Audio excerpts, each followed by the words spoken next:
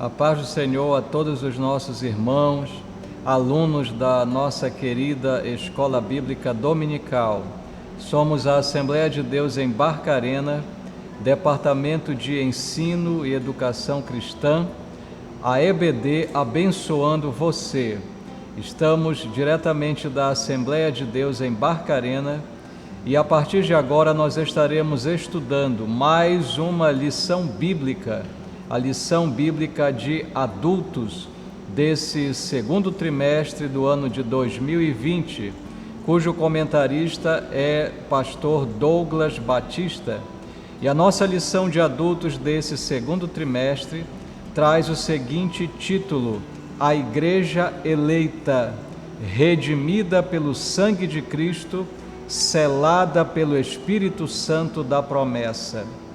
Durante todas essas lições nesse trimestre, estamos estudando a carta de Paulo aos Efésios. E a carta de Paulo aos Efésios, na verdade, é chamada de a rainha de todas as epístolas de Paulo, por apresentar uma profundidade doutrinária, teológica muito grande, de forma que será de grande valia, será uma preciosidade muito grande você, a partir de agora, nos acompanhar. Pegue a sua lição, a sua revista, papel, caneta para você fazer as suas anotações. Também não esqueça de compartilhar esse vídeo, essa transmissão, dentro da página do Facebook Assembleia de Deus Barcarena. Temos ainda o nosso canal AD Barcarena no YouTube, e ali você vai compartilhar, você vai enviar uma like, você vai enviar um joinha, fazer o seu comentário, fazer a sua pergunta e compartilhar esse vídeo, essa transmissão, essa aula com todos os seus amigos no grupo do WhatsApp. Compartilhar, essa é a palavra do momento. Compartilhar é a missão da igreja, difundir, compartilhar a palavra de Deus. Hoje temos a lição de número 2, do dia 12 de abril de 2020, cujo tema é a sublimidade das bênçãos espirituais em Cristo. O texto áureo, ele nos afirma da seguinte forma, acompanhe comigo na sua lição. Bendito Deus e Pai de nosso Senhor Jesus Cristo, o qual nos abençoou com todas as bênçãos espirituais nos lugares celestiais em Cristo. Carta aos Efésios, capítulo 1, versículo 3. A verdade prática da nossa lição, ela afirma: Deus nos elegeu em Cristo antes da fundação do mundo, para que desfrutássemos das bênçãos espirituais. Temos o objetivo geral da nossa lição e a gente espera alcançar junto com você, esclarecer as bênçãos espirituais concedidas por Cristo Jesus. Nessa aula de hoje, meus queridos, nós temos um texto bíblico base para todo o comentário, e ele está dentro da Bíblia Sagrada, no Novo Testamento, carta de Paulo aos Efésios. Você que está nos acompanhando em diversos lugares, diversas cidades, pode até não ter a sua lição bíblica, mas se tiver a Bíblia, a palavra de Deus, o texto bíblico que vamos estudar a partir de agora está na carta de Paulo aos Efésios, capítulo 1, versículo 3, 4 e do versículo 9 ao versículo 14. Esse é o texto que vai compor a nossa aula de hoje. O comentarista nesta lição, nesta aula de hoje, na nossa segunda lição, aonde ele vai falar sobre a sublimidade das bênçãos espirituais em Cristo, ele procurou dissecar, analisar, extrair do texto sagrado que acabamos de falar para você, e dessas referências de versículo por versículo, expressão após expressão bíblica, ele passou então a explicar-nos maravilhosas bênçãos, maravilhosos termos e sobre o maravilhoso plano de salvação de Deus para toda a humanidade. Nesse formato é que nós teremos a nossa aula de hoje. E na introdução, você pode me acompanhar na sua revista, nós encontramos de forma introdutória que o plano de Deus ele foi traçado de maneira perfeita. Deus, no seu infinito amor, arquitetou, planejou, e em Cristo Jesus ele consumou esse plano de salvação. E até os dias atuais, o Espírito Santo ele aplica a continuidade desse plano salvador na vida do ser humano, na vida da sua igreja.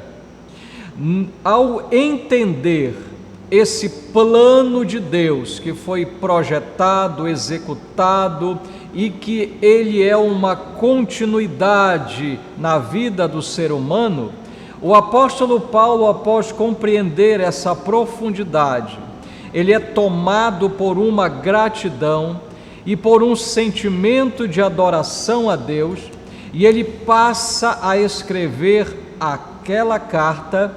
A partir do versículo 3, ele inicia esta explicação sobre o plano de Deus, ao mesmo tempo em que ele adora, ele louva a Deus, e ele inicia com a seguinte expressão no versículo 3: Bendito o Deus e Pai de nosso Senhor Jesus Cristo. Ele inicia o texto sagrado que vamos começar a estudar agora com uma doxologia, com uma expressão de adoração, com uma verbalização de uma palavra de adoração a Deus. E chegamos então ao primeiro tópico da nossa lição, intitulado A Nova Posição em Cristo. Para entendermos esse tópico, o comentarista ele subdivide em 3 subtópicos. Primeiro subtópico, você me acompanha na sua lição, a doxologia. E é justamente sobre essa expressão que Paulo inicia no versículo 3, sobre bendito é o nosso Deus e Pai. Bendito significa digno de louvor. Na verdade, meus caros irmãos, todo esse texto que estamos estudando, ele na verdade é chamado pelo nosso comentarista de um hino teológico. Um hino teológico. Quando falamos de hino, é uma expressão, é uma expressão de adoração a Deus, que sai do fundo da alma do ser humano em direção ao Criador. E quando ele diz que é um hino teológico, porque a composição, a letra desse hino, ele vai nos revelar doutrinas sagradas, vai nos revelar doutrinas divinas e nos esclarecer a mente sobre o plano de salvação para a vida do ser humano. Em primeiro lugar, entendemos agora que doxologia é uma expressão de adoração a Deus, que pode ser traduzida, expressa com palavras.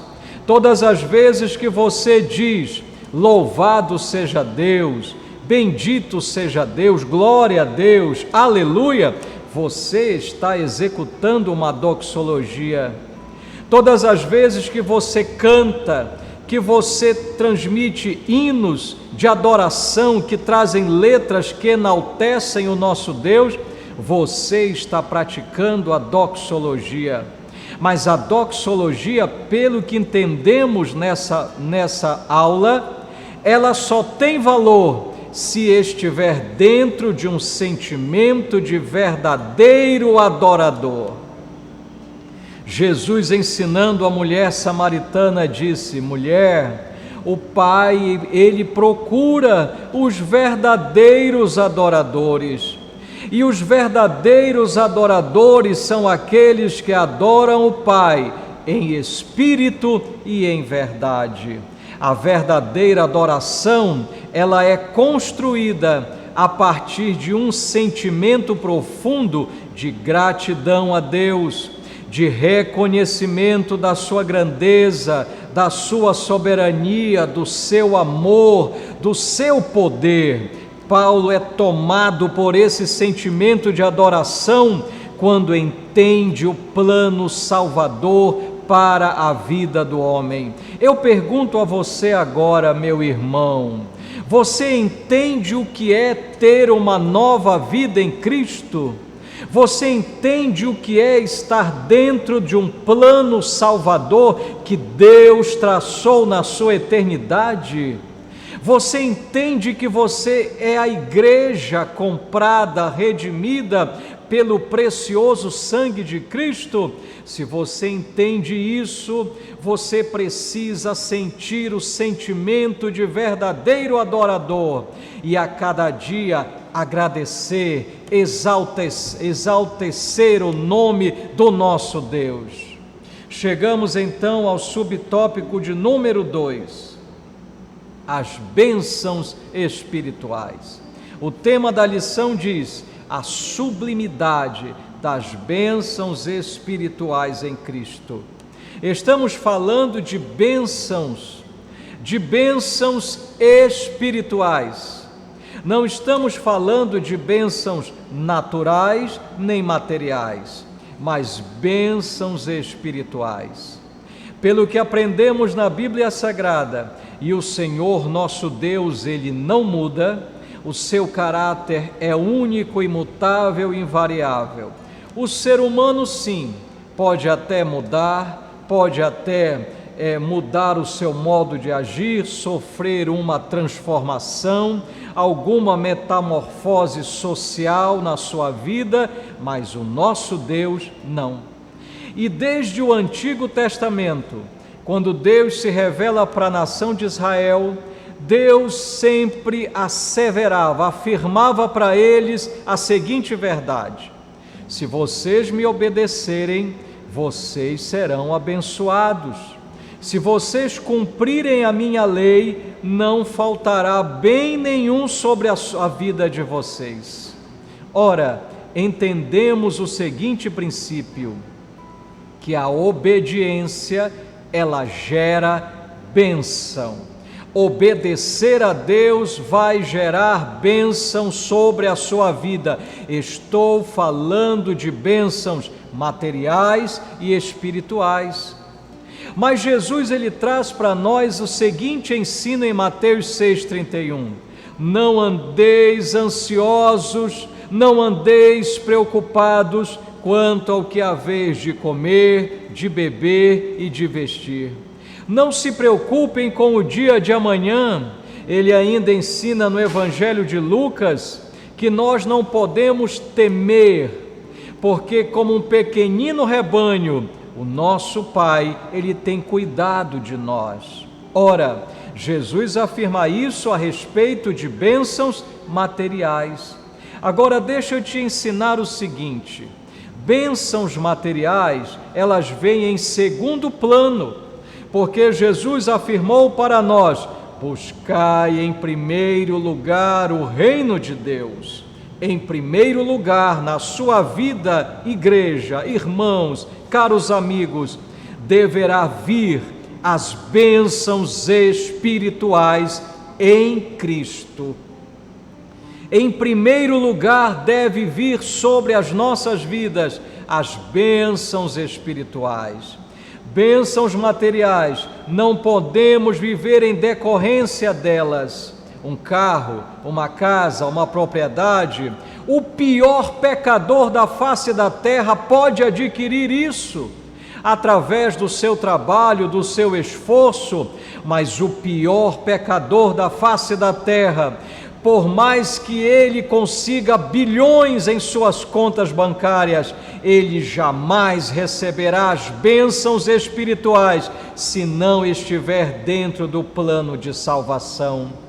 Você pode não ter nada financeiramente, mas aos olhos de Deus, você é agraciado, é um rico, um milionário, porque detém as bênçãos espirituais em Cristo.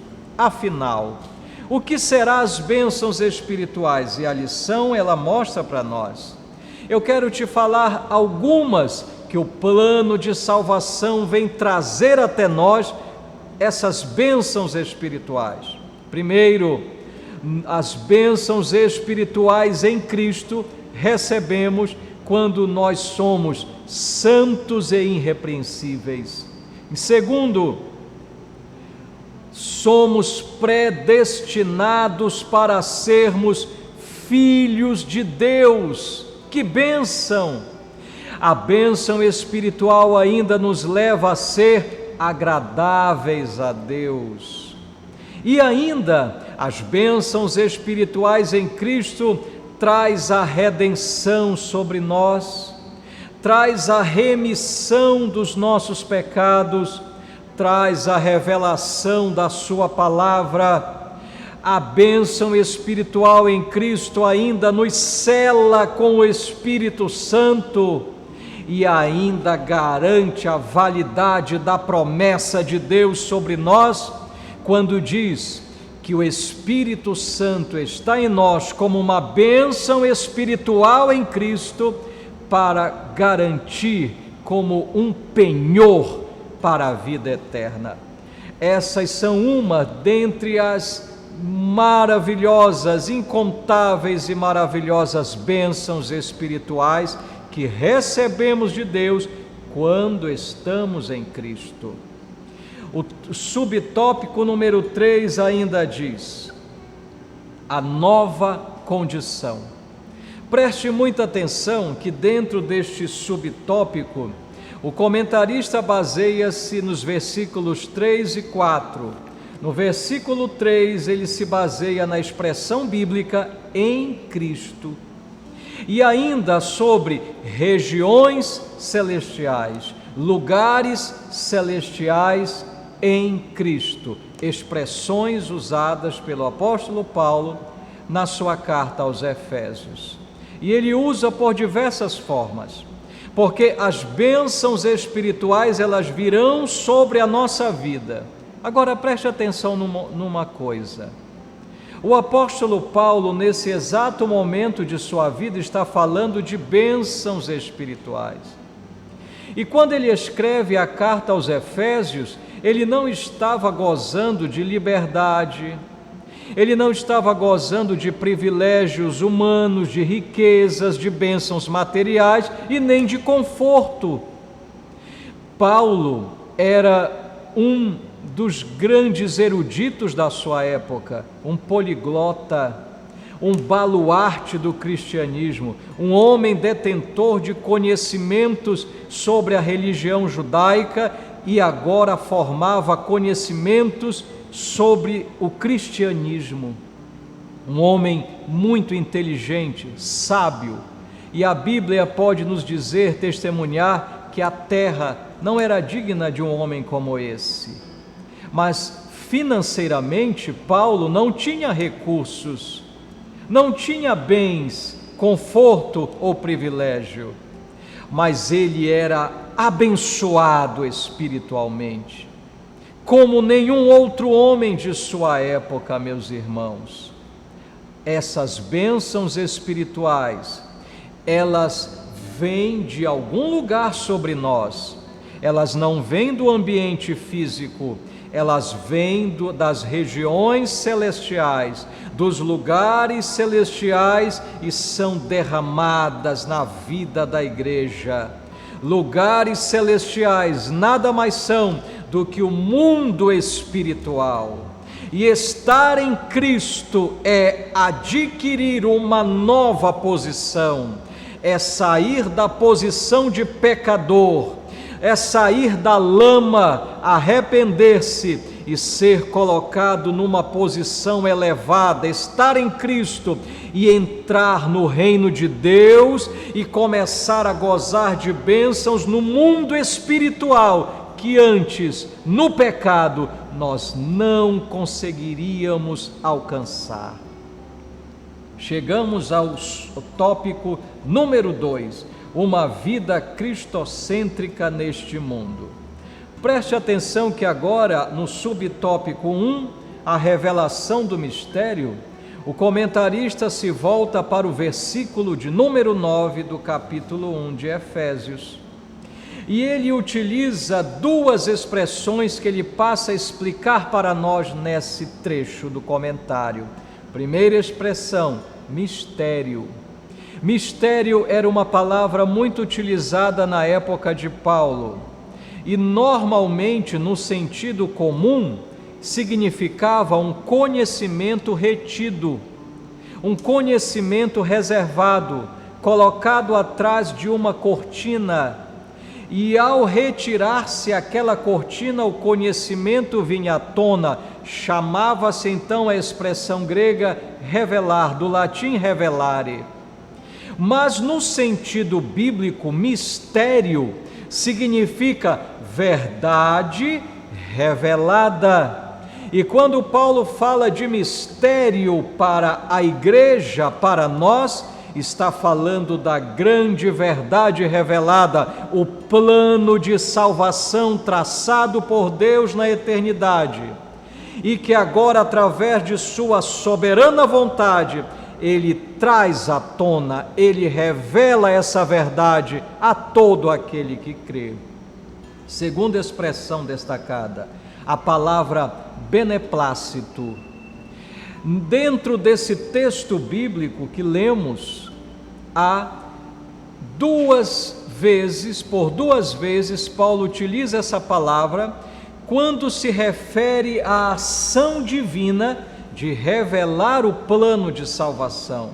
Beneplácito nada mais significa na nossa língua portuguesa do que consentimento, aprovação de ato, aquilo que se agrada, ou seja, Deus agradou-se do plano e através do seu amor e misericórdia trouxe a revelação do plano para nós.